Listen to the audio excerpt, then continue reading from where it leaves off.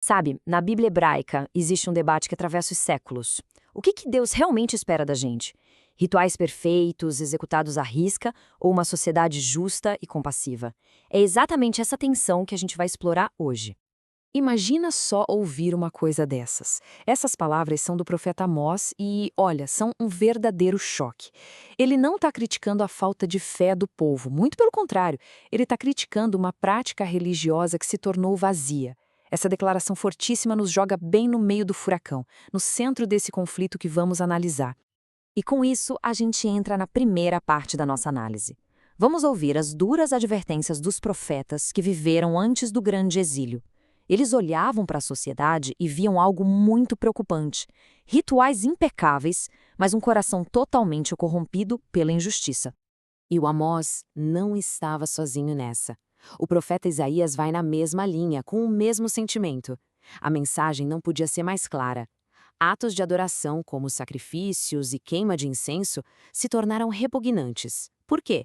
Porque eram só uma fachada, vazios de significado, enquanto a injustiça social corria solta. E aqui a gente vê o resumo dessa mensagem profética. De um lado, tudo aquilo que Deus estava rejeitando: holocaustos, canções, festas, e o motivo era claro: as mãos que ofereciam tudo isso estavam, como diz o texto, cheias de sangue. Do outro lado, o que Deus realmente exigia: que a retidão fluísse como um rio, que a justiça fosse buscada, que a opressão acabasse e que os mais vulneráveis fossem defendidos. No fim das contas, o que importa é a integridade, não a performance. Essa desconexão toda entre o ritual e a vida acabou levando a um perigo ainda maior: uma falsa sensação de segurança. O povo começou a acreditar que só por ter o templo de Deus ali, em Jerusalém, eles estariam protegidos, não importava como vivessem. É aí que entra o profeta Jeremias, que bate de frente com essa ideia. Ele vai lá na porta do templo mesmo e dá o recado: não confiem nesse prédio, não confiem nessas palavras, corrijam a vida de vocês. O templo não é um amuleto mágico. E para deixar bem claro, ele usa um exemplo assustador: o santuário de Siló, um lugar de adoração importantíssimo que foi destruído por causa da maldade do povo. A mensagem era um alerta direto: o mesmo poderia acontecer com Jerusalém. Mas o que acontece quando essas advertências tão sérias são simplesmente ignoradas? Bom, aí se entra no que a gente pode chamar de o caminho da desobediência. A tradição que a gente encontra no livro de Deuteronômio coloca a história de Israel como uma escolha muito clara, quase como uma encruzilhada. De um lado, a obediência, que leva à vida e à bênção. Do outro, a desobediência, que leva à morte e à destruição. A responsabilidade estava toda nas mãos do povo. A escolha era deles. E o momento-chave, um verdadeiro ponto de virada nessa história, é o que ficou conhecido como o pecado de Jeroboão. Depois que o reino se dividiu, o rei Jeroboão ficou com medo de perder o poder político se o povo continuasse indo adorar em Jerusalém. Então o que ele fez? Criou centros de adoração alternativos com 2 bezerros de ouro. Foi um ato de idolatria com motivação puramente política, que acabou corrompendo a nação desde o seu início. E essa linha do tempo aqui, ela deixa tudo bem claro. Começa com aquela decisão política de Jeroboão. Isso leva a uma aceitação cada vez maior de práticas pagãs dos povos vizinhos. Deus então envia profetas para avisar, para chamar de volta ao caminho, mas eles simplesmente não são ouvidos. E a consequência, como a gente vê lá no livro de 2 Reis, é a catástrofe nacional, o exílio do Reino do Norte. A relação de causa e efeito é traçada de uma forma que não deixa dúvidas.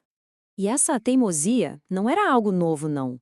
O livro de Números nos conta que aquela geração que peregrinou pelo deserto testou a paciência de Deus 10 vezes.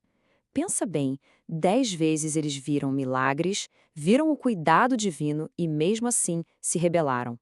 E a consequência para essa rebeldia toda no deserto foi duríssima. Em vez de entrar direto na Terra Prometida, aquela geração foi condenada a vagar por 40 anos, 1 ano para cada dia de desconfiança, até que o último deles morresse no deserto. Mais uma vez, a desobediência teve um resultado direto e devastador. Bom, e tudo isso nos traz para a nossa última parte, onde a gente vai mergulhar na base teológica por trás dessa relação tão conturbada. Vamos entender melhor a natureza do pecado, as suas consequências e a busca por purificação. Para a gente entender mesmo a raiz do problema, a gente precisa voltar lá no comecinho de tudo. As tradições bíblicas nos levam de volta para a história de Adão e Eva no Jardim do Éden. É ali que acontece o primeiro ato de desobediência, estabelecendo um padrão que, segundo a narrativa, ecoaria por toda a humanidade. E as consequências daquele ato são imediatas e muito profundas. Surgem a vergonha e o medo de Deus, vem a expulsão do jardim, o que introduz o sofrimento, o trabalho pesado e a morte na experiência humana. E, talvez o mais importante de tudo, a separação da presença direta de Deus. É essa separação que se torna o problema fundamental que o resto da Bíblia vai tentar, de alguma forma, resolver.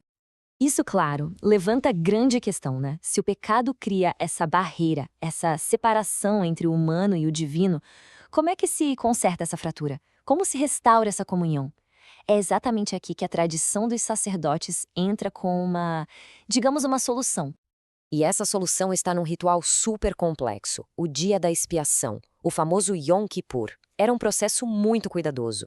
Primeiro, o próprio sumo sacerdote precisava se purificar, oferecendo um sacrifício por si mesmo.